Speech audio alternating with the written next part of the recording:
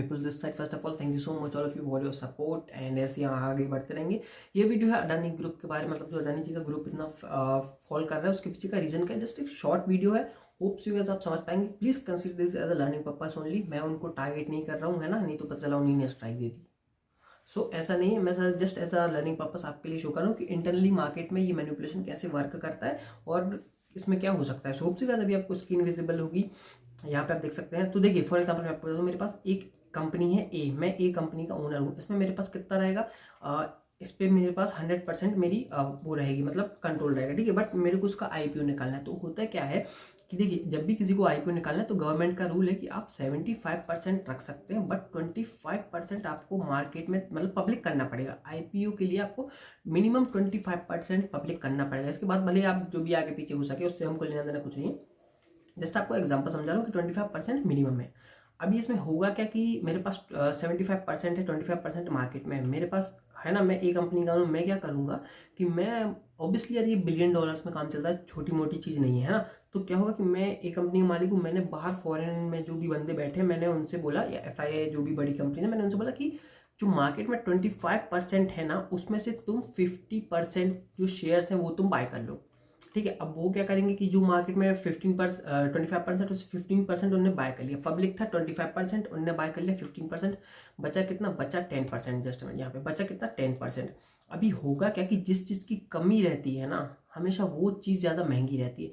हमारे यहाँ पे डायमंड कम है ना, गोल्ड कम है, इसलिए इसकी गोल्ड और डायमंड की वैल्यूएशन क्या होता है, एकदम भगता है ये मार्केट, है ना, बढ़ते ही रहता है, बहुत रेयर, इसलिए एक्सपेंसिव भी है। तो लोगों को क्या लगा कि यार ये बहुत कम है मार्केट में, इसको बाय करते हैं ना, जो चीज़ कम है वो ऑब्वियसली आगे बढ़ेगी।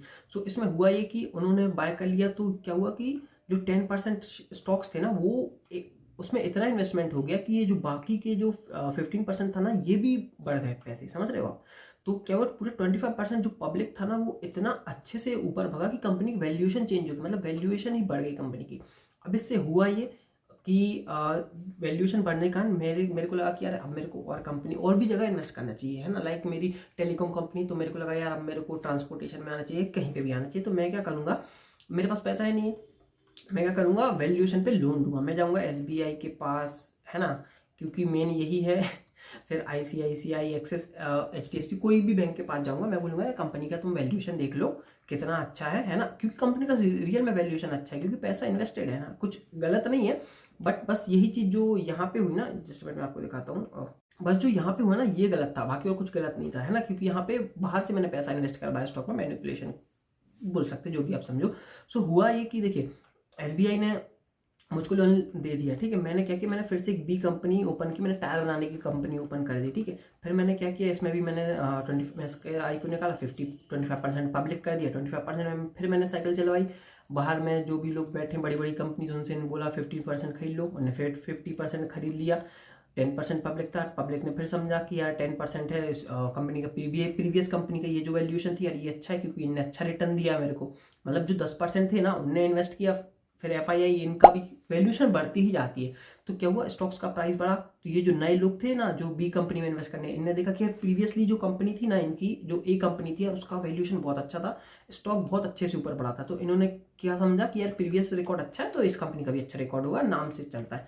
सो इन्होंने क्या किया कि इसमें फिर से 10% जो बचा था वो पब्लिक ने खरीद लिया, क्योंकि यार मिलते नहीं इसके शेयर, उनको लगेगा, है ना, हाँ यार हमको भी लगेगा, जो चीज़ नहीं मिल रही है उसका रिकॉर्ड बहुत अच्छा है, तो हम यार अगर वो दोबारा आएगी तो हम उसको बाय करने का ट्राई करेंगे। तो उन लोगों ने ये जो 10% फिर से बाय किया, फिर से वैल्यूएशन एकदम हाई गई, पूरी B कंपनी का भी वैल्यूएशन बढ़ गया। मैंने फिर वही किया, मैं फिर बैंक के पास गया, मैंने कहा देखो मेरी A और B दोनों कंपनी की वैल्यूएशन बहुत अच्छी है, मेरे पास एसेट है ना, और इस पर मेरे को लोन दे दो। लोन आपको एसेट पे मिलता है ना, फॉर एग्जाम्पल एसेट या वैल्यूएशन पे मिलता है, ठीक है, वो मैं आपको अगली वीडियो में समझाऊंगा। सो होगा क्या कि फिर मैंने SBI, ICICI बैंक इन सब से लोन ले लिया। फिर से मैंने एक और क्या किया, मैंने इस बार C कंपनी ओपन कर ली। फॉर एग्जांपल मैंने एक डेवलपमेंट इंफ्रास्ट्रक्चर वाली कंपनी, कंस्ट्रक्शन की कंपनी ओपन कर ली, ठीक है। मैंने फिर वही किया, 25% पब्लिक कर दिया, 50% या 10% बाहर से इस बार करवा दिया, 10% करवा लिया। तो ये ऐसी साइकिल, एक ये पूरी राउंड फिगर की साइकिल, A कंपनी, ठीक है, फिर ऐसी ये B कंपनी, ठीक है, फिर ऐसी C कंपनी, ऐसे बैंक्स को वैल्यूएशन दिखा दिखा के मैंने क्या किया कि मैंने ऐसी एक पूरी साइकिल बना ली। अभी होगा क्या किया, देखो छोटा मोटा काम तो है नहीं यार, ऑब्वियसली आप समझ पा रहे होंगे, बहुत बड़े लेवल पे काम चलता है। सो कहीं ना कहीं इसमें एक क्रैक आ गया, या जैसे हिंडनबर्ग थी उसने अपनी रिपोर्ट निकाल दी कि यार ये तो बाहर से तो बड़ा मजबूत है बट अंदर से पूरा खोखला है, समझ रहे हो, क्योंकि इस पर लोन बहुत ज़्यादा है यार, है ना। मैं आपको एक टिप बताता हूँ कि देखो ऐसे स्टॉक्स आप सेलेक्ट करो जिसपे लोन कम हो, भले वो कम आगे बढ़ा। फॉर एग्जांपल मेरा ट्रस्ट है टाटा पे बहुत ज़्यादा, मैं जेन्युइन बताता हूँ, मैं मेरे पोर्टफोलियो में ऐसा एक आधी शेयर टाटा का नहीं हो, बाकी मेरे को उस पर बहुत ट्रस्ट है क्योंकि उन पे लोन बहुत कम है, उनका एस्टिमेशन लोन है कि इतने टाइम पे पे हो जाएगा, है ना। ये कोई भी रिकमेंडेशन नहीं, जिसमें आपके साथ एक इन्फॉर्मेशन शेयर कर रहा हूँ। और एक चीज़ आपको बता दूं, यहाँ पे आप देख सकते हैं कि ये देखो ये जो अडानी एंटरप्राइजेस का जो स्टॉक है ना, ये आप देख सकते हैं कि एकदम बड़ा है। देखो कभी भी कोई भी स्टॉक अगर 90% बढ़ रहा है तो उसमें इन्वेस्ट नहीं करो, समझ रहे हो। इन्वेस्ट नहीं करो मतलब उसके बारे में बहुत कुछ जान के रखो, क्योंकि क्या होता है कि जब ये क्रैश करता है ना तो आप एग्जिट नहीं कर पाते हो। यहाँ पे देखिए क्या हो, यहाँ पे बहुत सारे देखो जिसने यहाँ पे खरीदा, मिड में खरीदा, चलो ठीक है, जिसने जो होल्ड रखा, जिसने लॉन्ग टर्म होल्डिंग के हिसाब से सोचा होगा, यहाँ पे देखो लो कब है, जनवरी 2021 का है, और ये लो सब ब्रेक कर दिया उसने अभी 2023 जनवरी में, ठीक है, मतलब ऑलमोस्ट 2 साल में। तो इसमें हुआ है कि ये देखो अपसाइड जाता रहा और यहाँ पे गिरा। अब जिन्होंने यहाँ पे बाय किया होगा ना, मैं बताऊँ, जिन्होंने 4000 पे बाय किया होगा अभी वो बाबा हुए होंगे, मतलब यार देखो निकलने का टाइम ही नहीं निकला होगा। बहुत सारे लोग जो रहते हैं ना, नए इन्वेस्टर्स रहते हैं जो भी, तो उनको लगता है कि यार मार्केट है, गिर रहा है, आगे जाके उठेगा। होप सो उठ सकता है, ऐसी बात नहीं है, बट अभी सिचुएशन ऐसी है ना कि 10 रुपए का 1 रुपया हो गया तो यार अब अभी आप क्या ही करोगे। एक सेंटिमेंटल एक साइकोलॉजिकल बहुत ज्यादा इंपैक्ट पड़ता है ना। सो बहुत सारे लोग अभी यहाँ पे साइकोलॉजिकली वीक हो गए होंगे और निकल लेंगे अपना लॉस बुक करके। सो यही रीजन है कि कभी भी किसी भी स्टॉक में 90% में मत जाओ। स्टॉक ऐसा जाएगा फिर गिरेगा, फिर जाएगा फिर गिरेगा, ऐसे ऐसे मार्केट चलता है, ठीक है, ऐसे ही स्टॉक चलते हैं, ऐसे ही हमको इन्वेस्टमेंट करनी रहती है, ठीक है। और कहाँ पे थे, हाँ वापस आते हैं। सो होप सो आप ये साइकिल समझ गए होंगे, है ना, कि ये ऐसी साइकिल चलती है। इसमें क्रैक आ गया, हिंडनबर्ग की रिपोर्ट ने एक क्रैक डाल दिया जिसके कारण फिर कंटिन्यू गिरता रहा। एफपीओ भी निकाला था जो इन्होंने वापस ले लिया, एफपीओ, है ना। बस क्या हुआ कि देखो फ्राइडे को क्या हुआ था, मैं वीडियो अभी सैटरडे को बना रहा हूँ, वीकेंड पे बना रहा हूँ, तो हुआ जस्ट अ मिनट। सो हुआ ये कि जो फ्राइडे को अडानी पोर्ट था यार, कौन सा एक स्टॉक था, 35% करेक्शन हुआ उसमें, ठीक है। और एट लास्ट क्या हुआ, अडानी जो पोर्ट है ना, अडानी पोर्ट, वो अराउंड 40 to 55 कितना परसेंट समथिंग उठा था। रीजन ये था कि जो फॉरेन का एक क्रेडिट है, कोई भी करके मैं नाम नहीं लूंगा, फॉरेन का क्रेडिट है, उसने इस पर ट्रस्ट जताया कि यार नहीं ऐसा नहीं है, इस पर ट्रस्ट कर सकते हैं, इसलिए इसका स्टॉक एकदम भागा था, जिसके कारण निफ्टी, बैंक निफ्टी आपने देखा फ्राइडे को गिरते गिरते एकदम उठ गया था, ठीक है। वी शेप या यू शेप रिकवरी थी। रीजन यही था कि फॉरेन से इसमें थोड़ा सा ट्रस्ट जताया गया था, रीजन यही था और कुछ नहीं। बट हमको, आप अगर इन्वेस्टमेंट करें तो प्लीज फंडामेंटल एनालिसिस करिए, है ना। तो किसी भी करंट सिचुएशन देख के स्टॉक मार्केट में मत करो, लॉस हो जाएगा। फिर ऐसी सिचुएशन हो जाती है 4000 वालों का स्टॉक 1000 का हो गया यार, क्या ही साइकोलॉजी बची होगी।